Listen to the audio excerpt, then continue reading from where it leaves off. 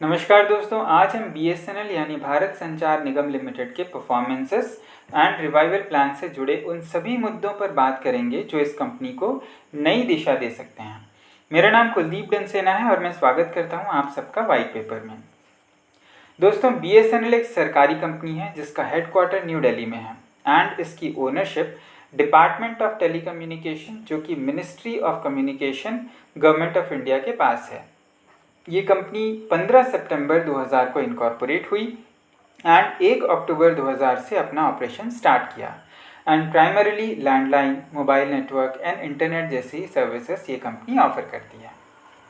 दोस्तों, इस कंपनी का इसके इंसेप्शन से लेकर 2008-9 तक अच्छा परफॉर्मेंस रहा, पर इस कंपनी ने 2009-10 में अपना पहला लॉस जो कि 1822.65 करोड़ रुपए का था ये बुक किया। एंड ये बात नोट करने वाली है कि कंपनी 2009-10 से लगातार घाटे में चल रही है।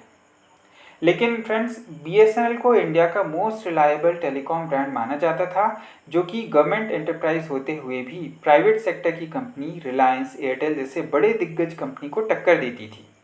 Reliance, Airtel, Aircel, Hutch, Vodafone, idea जैसी कंपनी बीएसएनएल, एमटीएनएल के साथ compete किया करती थी। तो फिर गड़बड़ कहाँ हुई? कंपनी के डाउनफॉल का रीज़न क्या रहा? दोस्तों, पीएसयू में massive red tape culture and slow pace decision making.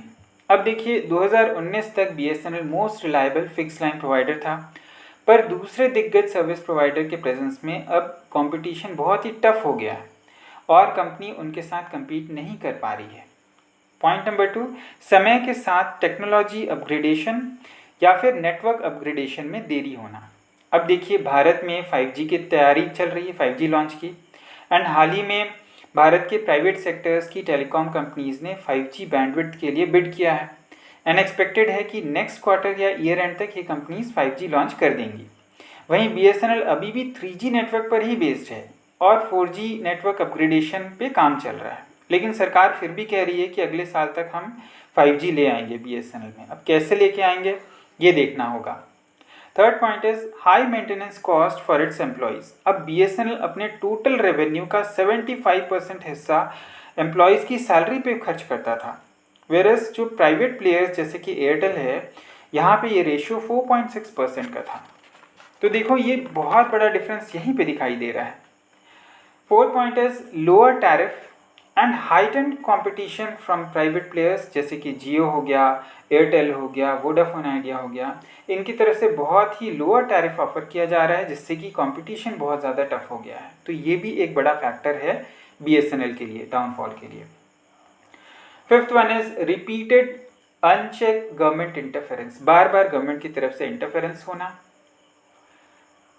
Next is इस कंपनी के स्टेक बेचने के खिलाफ यूनियन का स्ट्राइक होना, ये भी एक फैक्टर रहा।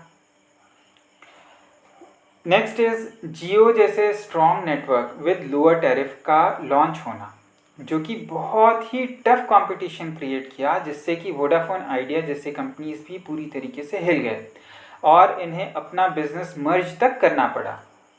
मार्केट के बहुत सारे छोटे प्लेयर्स ऑफ बिजनेस हो गए, जैसे कि एयरसेल ऑफ बिजनेस हो गया, वो अपना बिजनेस बंद कर दिया।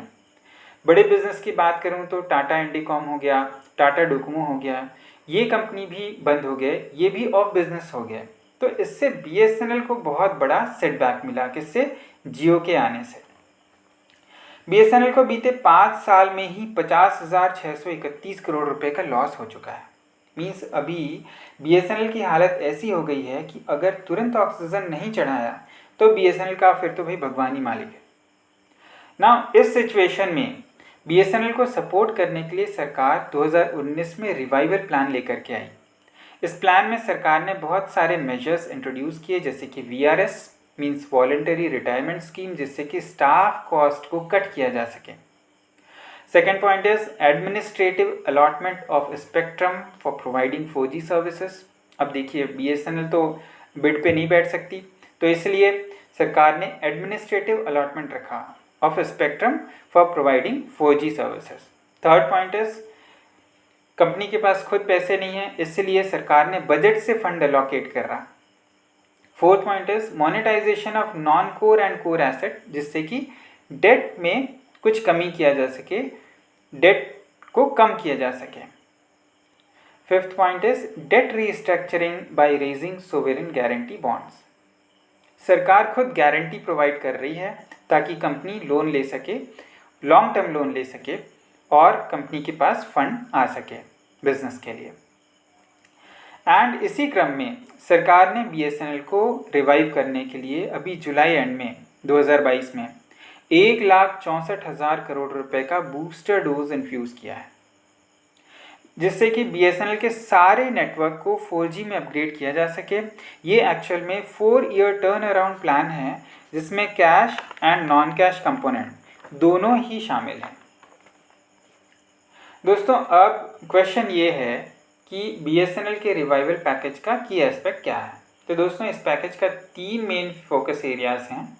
पहला है कंपनी को 900 megahertz and 1800 megahertz frequency worth ₹44,993 crore equity infusion के थ्रू एलोकेट करना। सेकेंड इज सरकार इंडिजिनियसली डेवलप्ड 4G स्टैक के डिप्लॉयमेंट के लिए 22,471 करोड़ रुपए का कैपिटल इन्फ्यूज करेगी।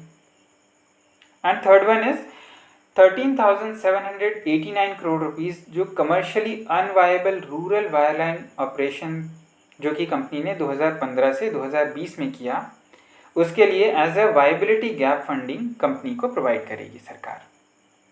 ये 3 मेन फोकस एरियाज है जो कि रिवाइवल पैकेज का की एस्पेक्ट है। इसमें अभी BSNL का बैलेंस शीट बहुत ही स्ट्रेस्ड है, तो सरकार BSNL के बैलेंस शीट को डी स्ट्रेस कैसे करेगी, क्या है सरकार का प्लान। तो देखिए, सरकार BSNL एंड MTNL को 40,399 करोड़ का as a long term loan raise करने के लिए सोवरेन गारंटी प्रोवाइड करेगी, जिससे कि ये companies long term loan raise कर सकें।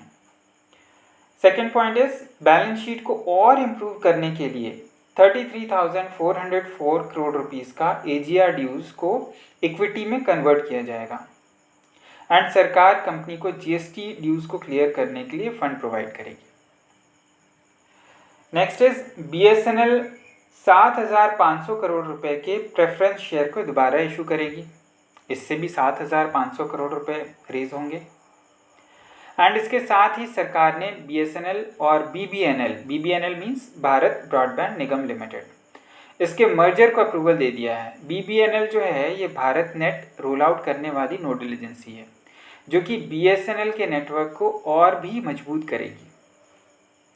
नाउ अब क्वेश्चन ये उठता है कि सरकार इस लॉस मेकिंग कंपनी में इतना पैसा क्यों डाल रही है।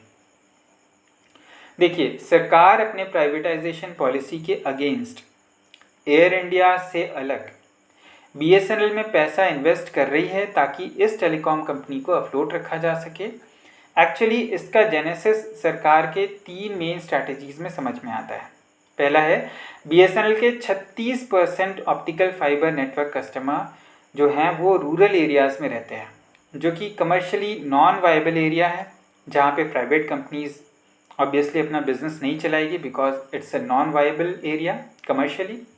एंड BSNL इन एरियाज़ में सरकार की पहुंच को आसान बनाती है। सरकार अपने इस मूव से रूरल ब्रॉडबैंड एजेंडा को आगे बढ़ाती है।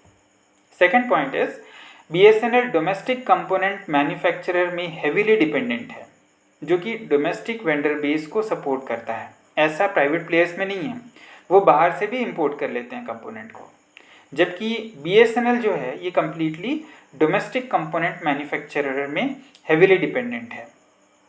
एंड BSNL के 4G एंड 5G सर्विसेज के लॉन्च में डोमेस्टिक कंपोनेंट इंडस्ट्री को बड़ा बूस्ट मिलेगा। तो सरकार चाहती है कि डोमेस्टिक कंपोनेंट इंडस्ट्री को भी बूस्ट मिले, उनको भी सपोर्ट मिले, इसलिए भी सरकार ने इसमें पैसा इन्फ्यूज़ करना को बेटर समझा। थर्ड पॉइंट इज BSNL का प्रेजेंस जो है ये बॉर्डर एरियाज़ में है, लेफ्ट विंग एक्सट्रीमिज़म एरियाज़ में भी है। एंड इन एरियाज़ में कनेक्टिविटी स्ट्रैटेजिकली रूप से बहुत ही ज़्यादा इम्पॉर्टेंट है, इसलिए सरकार इसे प्राइवेटाइज नहीं करना चाहती। नाउ इस रिवाइवल पैकेज से क्या प्रभाव पड़ेगा। एक्चुअली इससे BSNL की जो एग्जिस्टिंग सर्विसेज हैं उसकी क्वालिटी काफ़ी इम्प्रूव हो जाएगी एंड 4G रोल आउट को सपोर्ट मिलेगा एंड ये प्रोजेक्ट फाइनेंशियली वायबल हो जाएगा। एंड इस पैकेज से सरकार एक्सपेक्ट करती है कि BSNL 2026-2027 तक प्रॉफिट बुक करना शुरू कर देगी। तो दोस्तों, this was the deep analysis of BSNL current condition, performances and it's revival plan. इस पर आपका क्या कहना है कमेंट बॉक्स पर हमें ज़रूर बताइए। वीडियो पसंद आई हो तो हमें लाइक करें, सब्सक्राइब करें, शेयर करें। धन्यवाद।